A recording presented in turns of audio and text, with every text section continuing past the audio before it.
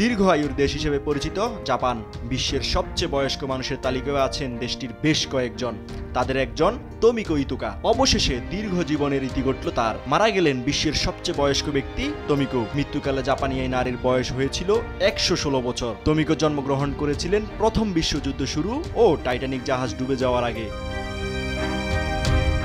গেল 29 ডিসেম্বর আসিয়া শহরের একটি নার্সিং হোমে মৃত্যু হয় তোমিকো ইতুকার। 2019 সাল থেকে সেখানে বসবাস করেছিলেন তিনি। জাপানের পশ্চিমাঞ্চলীয় ওসাকা শহরে 1908 সালের 23 মে জন্মগ্রহণ করেন ইতুকা। বাবা মায়ের 3 সন্তানের একজন ছিলেন তিনি।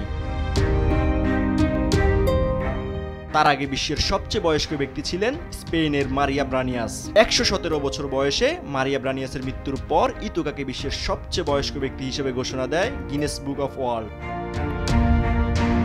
ইতুকা জীবদ্দশায় অনেক স্মরণীয় ঘটনার সাক্ষী। রাশিয়াকে যুদ্ধে পরাজিত করে সাম্রাজ্যবাদী শক্তি হিসেবে জাপানের উত্থান সহ নিজ দেশকে এশীয় পরাশক্তি হিসেবে আবির্ভূত হতে দেখেছেন তিনি।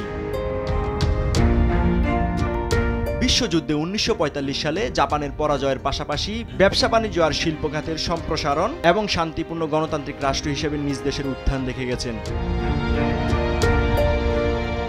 বিশ্বযুদ্ধের আগে জাপানে বেড়ে ওঠা ইতুকা দেশটির টেক্সটাইল কোম্পানির মালিক কেনজি ইতুকাকে বিয়ে করেন। বিয়ের 51 বছর পর 1979 সালে তার স্বামী মারা যান। জীবনসঙ্গীর মৃত্যুর পর আসিয়া শহরে চলে যান ইতুকা। ব্যক্তি জীবনে 4 সন্তানের জননী তিনি। জাপানে সাধারণত পুরুষের চেয়ে নারীরা দীর্ঘজীবী হন। গেল বছরের সেপ্টেম্বর পর্যন্ত পাওয়া পরিসংখ্যান অনুযায়ী 100 বছর বা এর চেয়ে বেশি বয়সের 95,000-এরও অধিক মানুষ রয়েছে দেশটিতে। ইউসুফ ভুঁইয়া, দেশ টিভি।